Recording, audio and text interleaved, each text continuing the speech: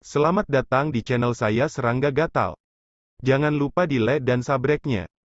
Oke, kita mulai. Heboh. Di dunia sekuler, sebagian besar monster yang tersebar di sungai akan dianggap sebagai heboh, dan mereka akan membangun kuil dan mendirikan patung untuk mereka. Memuja. Di era heboh, mewakili pria tua yang misterius. Gelar ini hanya milik lelaki tua itu. Alasan mengapa heboh misterius adalah karena dia seperti dewa sungai, Ji Yuan Changhe, yang mengurus perubahan Ji Yuan Changhe semua miliknya kehidupan. Akhirnya, tidak ada yang tahu seberapa kuat dia. Bahkan, sebagian besar dewa di dunia ini tidak mengetahui keberadaan heboh. Bisa dibayangkan betapa misteriusnya lelaki tua ini. Li Fuyu pernah menjalin hubungan dengan heboh saat berada di sungai panjang zaman itu. Pada saat itu, lelaki tua ini sedang berjongkok di gang, memandang iba pada wanita yang lewat, dan sesekali berkomentar, pantat ini besar, bagus. Untuk kesuburan. Tubuh ini kuat dan sangat kuat, ingat urlnya. Berbicara, mengoceh, menelan ludah, belum lagi betapa celakanya. Sampai dia melihat Li Fuyu, lelaki tua itu meraih lengan baju Li Fuyu, berteriak dengan penuh semangat, dan mengatakan omong kosong yang tidak masuk akal. Seperti reinkarnasi surga yang baik, akhirnya biarkan aku menunggumu. Kupikir surga akan kiamat, tapi ketika kamu datang, semuanya akan berbeda. Apakah kamu tahu betapa aku menunggumu? Singkatnya, saat pertama kali kita bertemu, penampilan heboh yang sial dan gila membuat Li Fuyu sangat terkesan. Pria tua malang yang terjerat dengannya ditendang dan terbang keluar. Baru kemudian Li Fuyu tahu bahwa lelaki tua ini adalah orang paling misterius di era, dan sepertinya tahu segalanya tentang era. Dan kamu harus tahu bahwa di tahun-tahun panjang zaman kuno dan modern, pemahaman dunia tentang zaman hanyalah puncak gunung es. Sayangnya, ketika dia mengetahui bahwa Li Fuyu tidak bertanggung jawab atas samsara, heboh tampak sangat kecewa, dan akhirnya hanya memberitahu Li Fuyu bahwa ketika dia bertanggung jawab atas samsara, kembalilah ke era setelah berjalan jauh, dia akan memberitahu Li Fuyu beberapa rahasia besar. Orang tua itu masih hidup. Su Yi bertanya ketika dia sedang berpikir.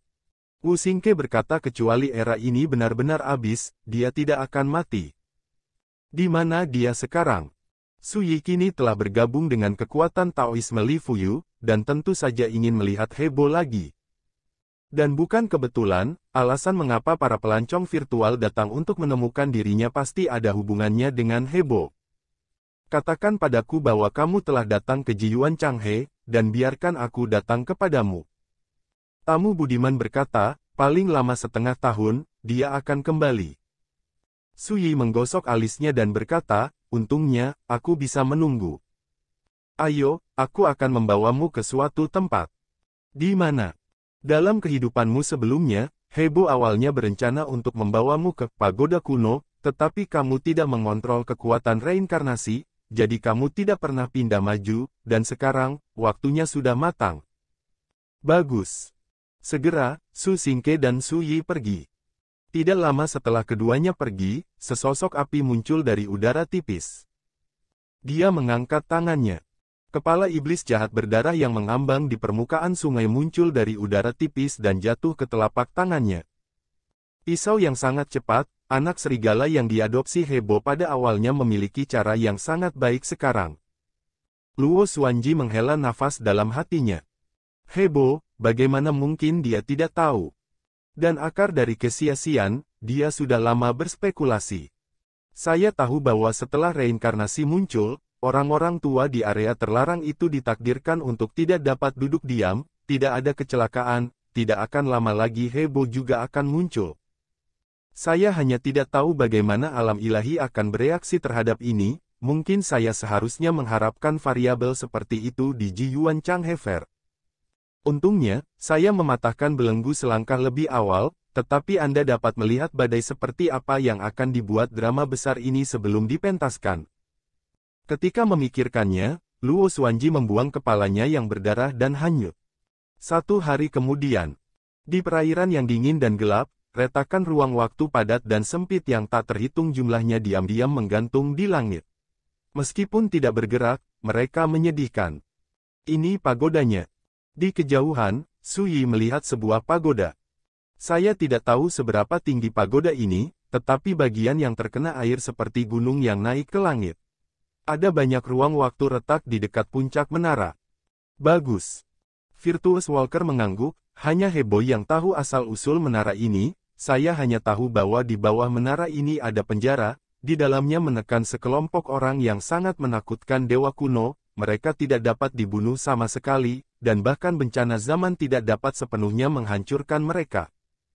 Jika bukan karena pagoda ini, dewa-dewa kuno ini pasti sudah membawa bencana ke dunia. Dewa kuno. Su Yi kaget, judul ini sangat kabur. Su Xingke berkata sungai panjang zaman mengalir melalui masa lalu, masa kini dan masa depan, dan terdiri dari naik turunnya peradaban satu per satu. Dan para dewa yang bisa disebut kuno, semuanya berasal dari peradaban zaman yang sudah lama menghilang di sungai panjang zaman itu. Peradaban era yang hilang ini sudah lama menghilang. Mereka bukan milik masa kini, tetapi hanya ada di masa lalu. Peradaban zaman yang masih terbentang di sungai panjang zaman adalah milik zaman sekarang. Ketika suatu era peradaban berkembang, akan mengantarkan pada era yang paling mulia, dan kesempatan untuk dilahirkan menjadi dewa akan lahir. Era datang, artinya era ini peradaban akan membusuk dan mati selangkah demi selangkah, dan peradaban akan dibina dan lahir di era berikutnya. Dari lahir, menuju kemakmuran, hingga kehancuran, inilah nasib sebuah era peradaban, seperti halnya perubahan kelahiran, usia tua, penyakit dan kematian. Ada dua ciri penting dalam menilai perubahan peradaban di suatu era. Ketika kesempatan dewa muncul, berarti peradaban zaman ini sedang berada di puncaknya. Menjelang awal kehancuran. Omong-omong, Su Xingke berhenti sejenak, lalu melanjutkan, sebagian besar peradaban zaman yang ada di dunia ini telah mengalami kerusakan dan kemunduran, ketika itu berlalu pergi, itu ada di masa lalu. Inilah batas antara masa lalu dan masa kini, tidak statis, tetapi dengan perubahan zaman, dengan kebangkitan dan perubahan zaman. Peradaban zaman berubah sepanjang waktu. Proses ini sangat panjang. Dibandingkan dengan kelahiran dan kehancuran suatu era peradaban, kehidupan makhluk di dunia sangat kecil dan tidak berarti. Mendengar ini, Su Yi langsung mengerti. Para dewa kuno yang ditindas di penjara bawah tanah menara jahat kuno adalah semua karakter yang selamat dari peradaban zaman yang telah lama menghilang. Hanya ini, Anda bisa membayangkan betapa menakutkannya dewa-dewa kuno itu. Demikian pula dapat dilihat betapa misterius dan luar biasa menara dosa kuno itu. Jika kamu membaginya menurut masa lalu, sekarang dan masa depan, negeri dongeng tempatku berasal baru saja lahir sebagai dewa, bukankah itu berarti peradaban era saat ini berada di waktu paling puncak? Su Yi berpikir keras. Su Xingke mengangguk dan berkata ekstrim akan berbalik, kemakmuran akan menurun, yang juga berarti bahwa mulai sekarang, negeri dongeng secara bertahap akan menurun sampai bencana era datang. Era Xianwu akan benar-benar mati. Era Xianwu. Ini adalah peradaban era yang berkembang di era saat ini. Ada banyak peradaban era yang ada di dunia, tetapi mereka secara bertahap menurun, dan era Xianwu saat ini berada di puncaknya. Bahkan jika secara bertahap akan membusuk di masa depan, itu akan menjadi hal yang sangat panjang. Su Yi bertanya di dunia ini, apakah tidak ada peradaban era yang ada selamanya? Iya. Void Walker yang acuh tak acuh dan tenang menunjukkan kecemerlangan yang langka, dulu, ada era Lingwu. Perlindungan keberadaan di atas, meskipun telah mengalami malapetaka broker, itu belum mati, tetapi telah disembunyikan dari dunia oleh keberadaan tertinggi itu. Ini setara dengan melanggar hukum besi perubahan zaman, bahkan para dewa dan Buddha pun tidak dapat melakukannya. Pada akhirnya, matanya sedikit kalut. Su Yi terkejut dan memikirkan seseorang. Hutan. Penatua penembak wanita Lin Jinghong. Seawal di dunia peri, Su Yi telah mendengar beberapa rahasia tabu terkait era Lingwu, dan bahkan bertemu dengan iblis hutan di tablet batas ruang waktu jejak reinkarnasi. Saya telah melihat sinar tekad lawan sekali. Pada saat itulah Su Yi memperoleh jejak reinkarnasi yang nyata dan lengkap. Dan sekarang, ketika dia mendengar makhluk tertinggi yang disebutkan oleh Su Xingke, Sui segera menilai bahwa ini berbicara tentang Dewa Setan Hutan era Lingwu. Itu benar, karena Demon Gatlin bisa melakukannya, aku juga bisa melakukannya di masa depan. Tidak perlu khawatir tentang pembusukan era Xianwu. Sui diam-diam berpikir. Hebo memintamu datang ke sini karena lantai atas pagoda jahat kuno ini berisi barang-barang yang kau butuhkan. Dia sudah ada di sini untuk mengurus kejahatan kuno pagoda. Berapa tahun, untuk menunggu orang yang bertanggung jawab atas reinkarnasi datang. Tamu berbudi luhur berkata, namun, sebelum Anda masuk, saya ingin mengingatkan Anda bahwa bagian menara yang menunjukkan permukaan sungai ini dibagi menjadi 9 lantai, masing-masing ada dewa-dewa kuno yang tersebar di lantai, dan mereka tidak dapat dibunuh jika mereka diubah menjadi dewa. Hanya reinkarnasi yang benar-benar dapat membunuh mereka. Dewa dan kejahatan kuno itu semuanya adalah tokoh besar di alam dewa sebelum mereka mati. Bahkan jika mereka direduksi menjadi kejahatan ilahi, mereka akan cukup untuk mengancam kehidupan para dewa di alam ciptaan. Mendengar ini, Sui tampak aneh, apakah ini ujian untukku? Menurut Hebo, ini adalah ujian kekuatan reinkarnasi yang telah kamu kuasai. Tamu berbudi luhur berkata, kamu harus berhati-hati, kamu tidak dapat menggunakan kekuatan eksternal apapun selain caramu sendiri di menara jahat kuno. Aku akan di sini sampai saya kembali, dan apapun yang terjadi, Anda dapat berkonsentrasi pada bisnis Anda sendiri. Mata Sui sedikit menyipit, dan dia berkata, ketika saya memasuki menara jahat kuno, mungkinkah ada kecelakaan? Su Xingke terdiam beberapa saat, lalu berkata, ini ada hubungannya dengan beberapa area terlarang di Sungai Era. Segera, dia mengungkap sebuah rahasia. Di sungai panjang zaman itu, ada banyak area terlarang yang berbahaya dan misterius, seperti 8 area terlarang seperti Chaos Ancient, Cloud Burial, Tiangui, Gusi, dan Huntian. Area terlarang ini seharusnya tidak muncul di dunia ini. Alasannya sangat sederhana, kawasan terlarang ini berasal dari peradaban era yang menghilang di masa lalu. Alasan munculnya kawasan terlarang ini karena jalinan ruang dan waktu, arus waktu masa lalu, sekarang, dan masa depan, telah terjadi keruntuhan yang serius dan kebingungan. Oleh karena itu, peradaban dari berbagai era yang telah lama menghilang di masa lalu juga bersinggungan dalam ruang dan waktu yang semrawut. Area terlarang misterius yang tersebar di sungai panjang zaman itu adalah tempat di mana ruang dan waktu dibingungkan. Makhluk aneh yang tersebar di area terlarang adalah makhluk paling kuat di berbagai era peradaban.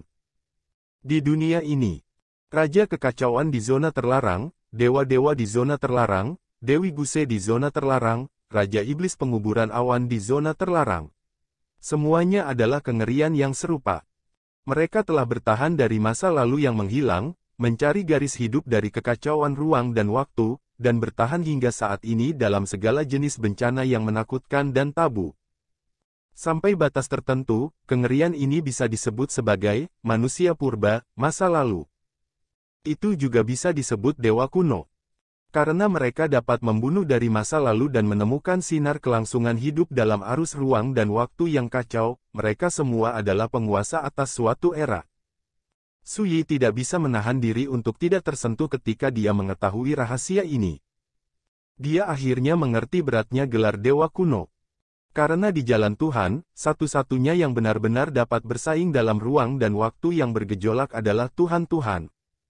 Tidak diragukan lagi, para dewa kuno, para dewa-para dewa, para dewa-para dewa, dan para Dewi Guse adalah yang paling kuat di antara para dewa kuno. Temukan hidup di masa lalu dan hidup dari masa lalu ke masa sekarang. Dan bawahan mereka harus karakter kuat yang mengikuti mereka untuk menaklukkan dunia, dan mereka memenuhi syarat untuk dibawa oleh mereka dan hidup di dunia ini. Cara mereka berbeda dengan dunia saat ini, dan metode rahasia yang mereka praktikkan juga berbeda, tetapi mereka dapat mencapai tujuan yang sama. Wu Xingke berkata, sekarang, mereka terjebak di area terlarang karena kebingungan ruang dan waktu. Selain itu, mereka harus menghadapi banyak bencana terlarang. Karena kekuatan era di era sekarang menganggap dewa-dewa kuno dari masa lalu ini sebagai bidat, yang bukan milik masa kini, mereka akan mengalami penindasan yang sama. Sui memikirkan Luo Xuanji, seorang wanita berbaju merah. Wanita ini sebelumnya pernah terjebak di kota yang hilang, dipenjara oleh kutukan dewa kuno, dan jelas merupakan dewa kuno yang kuat. Ini adalah karakter yang dianggap sesat pada abad ini. Dan dia sebelumnya telah mematahkan belenggu terkutuk di tubuhnya dan membiarkannya melarikan diri dari kota yang hilang. Ingin memahami hal ini, Su Yi semakin menyadari mengapa tokoh-tokoh dominan di kawasan terlarang itu berturut-turut mengundangnya menjadi tamu. Karena diri saya sendiri, saya dapat membantu mereka keluar dari masalah. Tidak lagi harus menghadapi ancaman gangguan ruang dan waktu, tidak lagi harus ditekan oleh bencana tabu. Setelah berpikir lama dalam diam, Su Yichai bertanya, mengapa Ji Yuan Changhe berubah? Virtual Walker melirik Su Yi dan berkata, karena reinkarnasi telah menghilang. Su Yi, tidak ada reinkarnasi, dan sungai zaman akan habis. Dalam beberapa tahun terakhir, kekuatan reinkarnasi telah menghilang, dan sungai zaman mengalir berangsur-angsur menipis, sehingga sungai ini mengalir melewati masa lalu. Ada masalah serius di sungai panjang masa kini dan masa depan, yang telah menyebabkan kebingungan ruang dan waktu. Jalan pejalan kaki berbudi luhur, sederhananya, jika tatanan reinkarnasi ada, cukup untuk mempertahankan operasi sungai panjang zaman. Itu berkembang dan berubah secara teratur. Jika tidak ada reinkarnasi, sungai Changyuan seperti air tanpa sumber, pohon tanpa akar, dan menjadi bergejolak dan kacau. Ini yang Hebo katakan padaku, tidak boleh ada kesalahan. Su Yi akhirnya mengerti. Dalam analisis terakhir, pemahaman dan penguasaannya tentang kekuatan reinkarnasi tidak cukup, dan dia juga membuat dirinya sendiri tidak menyadari apa arti reinkarnasi bagi Ji Yuan Changhe. Void Walker menggelengkan kepalanya. Sayangnya, Anda datang terlambat. Jika Anda kembali sebelum gangguan ruang waktu terjadi, Anda mungkin dapat memperbaikinya, tapi sekarang, kamu bahkan jika dia bertanggung jawab atas kekuatan reinkarnasi, dia tidak akan lagi dapat mengubah segalanya di Ji Yuan Changhe. Dunia ini pada akhirnya akan mengantarkan pada kekacauan total. Ada nada penyesalan dalam suaranya. Su Yi berkata, apakah ini terlambat? Mengapa saya merasa semuanya masih pagi? Virtual Walker kaget, masih terlalu pagi. Su Yi tidak menjelaskan, hanya mengangguk ya. Virtuous Walker menatap Su Yi dalam-dalam dan berkata, ayo. Su Yi tersenyum dan berkata, kamu belum menjawabku, kecelakaan macam apa yang akan terjadi pada dunia luar setelah aku memasuki menara jahat kuno? Tamu berbudi luhur berkata, dewa-dewa kuno di area terlarang itu juga ingin mendapatkan lantai 9 menara jahat kuno, dan sekarang mereka semua tahu bahwa Anda adalah bertanggung jawab atas reinkarnasi. Tidak dapat dihindari mereka akan mengawasi tempat ini, karena mereka juga tahu bahwa hanya Anda yang memiliki kesempatan untuk mendapatkan benda itu. Keingintahuan Su Yi langsung terangsang, dan dia berkata, jadi, aku sangat ingin melihat harta karun macam apa itu. Berbicara, dia berjalan menuju pagoda jahat kuno. Void Walker menyaksikan Su Yi menghilang di lantai pertama Ancient Evil Pagoda, lalu menarik pandangannya dan duduk bersila di atas air tidak jauh. Kemudian, dia melepas sarungnya di belakang punggungnya, melingkarkan lengannya di lengannya, lalu menutup matanya. Wajah yang tampan dan menggoda selalu sedingin dan sekeras batu, tanpa fluktuasi. Dan dia berpikir dalam hatinya, bisakah Su Yi ini mencapai lantai 9? Jika Anda tidak bisa ke sana. Hebo takut dia benar-benar patah hati. Hah. Tiba-tiba, mata tertutup Void Walker diam-diam membuka sebuah garis, memandangi perairan gelap yang dingin dan luas di kejauhan. Secepat itu, sepertinya mereka sudah tidak sabar. Di perairan gelap di kejauhan, seekor burung tulang besar diam-diam muncul, sepasang sayap dengan panjang 10.000 kaki menyebar di atas air, mengambang di sana tanpa suara. Di punggung burung tulang, seorang pria berjubah merah bersandar di singgasana hitam besar, dengan kaki disilangkan, dan memandang sambil tersenyum. Di sampingnya, ada juga rombongan pengiring.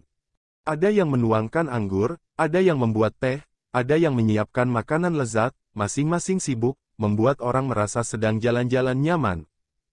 Tamu yang baik, jangan khawatir, kami tidak akan melakukan apapun sampai teman kecil Su Yi itu tiba di lantai 9 menara jahat kuno. Pria berjubah merah yang bersandar di singgasana hitam itu tersenyum dan berkata. Berbicara, Di arah lain, beberapa sosok muncul satu demi satu.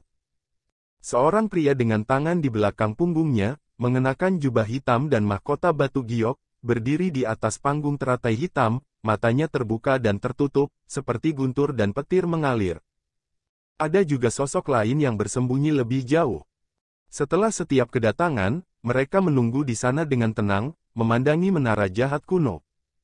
Suasana juga menjadi kusam dan tertekan. Void Walker masih duduk bersila, menonton adegan ini tanpa ekspresi, tanpa jejak turbulensi dalam ekspresinya. Sebesar apapun kecelakaan yang terjadi hari ini, dia akan tetap di sini. Lantai pertama pagoda. Begitu Anda masuk, suasana primordial kuno menerpa wajah Anda. Ini adalah kuil kuno. Istana itu kosong dan kosong. Dan di keempat dindingnya terukir sepasang pola aneh dan misterius. Seekor ikan besar melompat keluar dari air dan menelan langit, matahari, bulan, dan bintang-bintang. Ada makhluk-makhluk yang merangkak di tanah, menyembah seekor ayam jago emas yang berdiri dengan bangga di awan. Gambarnya aneh, dan ada warna misterius di mana-mana. Ketika Suyi tiba, sebuah suara tiba-tiba terdengar. Lihat dari mana suara itu berasal. Di sudut aula utama, seorang pemuda berpakaian compang camping sedang berjongkok di sana, menatap lukisan di sudut dinding. Anak muda terlihat lemah dan biasa saja. Tapi ketika dia melihatnya, Suyi merasakan bahaya di hatinya, dan dia merasa sedikit akrab, seolah-olah dia pernah melihatnya di suatu tempat. Setelah berpikir sebentar, dia mengerti. Aura pemuda lemah ini sangat mirip dengan para dewa yang selamat dari era Lingwu di negeri dongeng. Tidak diragukan lagi, ini adalah dewa yang dipenjara di lantai pertama menara dosa kuno. Makhluk aneh yang terbuat dari sisa-sisa dewa yang jatuh. Ketika dia berada di dunia abadi, bumi tua dan gua menangis para dewa, Suyi telah menemukan kejahatan dari para dewa. Itu diperoleh dari para dewa itu. Dan sekarang, di menara jahat kuno ini, dia melihat kejahatan ini lagi. Ini terlihat seperti pemuda lemah dengan pakaian compang camping, jauh lebih berbahaya daripada roh jahat yang dilihat Suyi sebelumnya. Memikirkannya, Suyi berjalan mendekat. Dia tidak berbicara dan berjalan sangat lambat. Tapi pemuda lemah itu sepertinya tidak sadar, pihak lain menatap mural di sudut dengan saksama, mengabaikan Suyi dari awal hingga akhir. Tetapi ketika hanya berjarak 10 kaki dari pemuda lemah ini, perasaan bahaya batin Suyi tiba-tiba menjadi lebih kuat. Dia langsung berhenti bergerak. Dan mata memandang ke sudut dinding. Fresko yang dilihat oleh anak muda yang lemah juga sangat aneh. Ini kotak kecil. Kotak kecil itu hanya seukuran telapak tangan, tetapi di dalam kotak kecil itu, berisi alam semesta, 1000 dunia, dan semua makhluk. Yang paling aneh adalah semut menginjak kotak kecil ini. Ini memberi kesan bahwa semut ini memiliki satu kaki, menginjak alam semesta yang luas. Pemuda yang lemah itu bergumam pada dirinya sendiri, cara surga menganggap semua makhluk sebagai semut, tetapi semut dapat menginjak dunia dengan satu kaki. Sungguh menarik. Berbicara, dia tiba-tiba menoleh dan menatap Suyi. Apa pendapatmu tentang lukisan ini? Matanya cerah dan menakutkan, ketika dia menoleh untuk melihatnya, itu seperti lampu listrik yang menyilaukan yang menembus kehampaan dan menyinari Suyi. Sekian dulu dari Mimin. Terima kasih.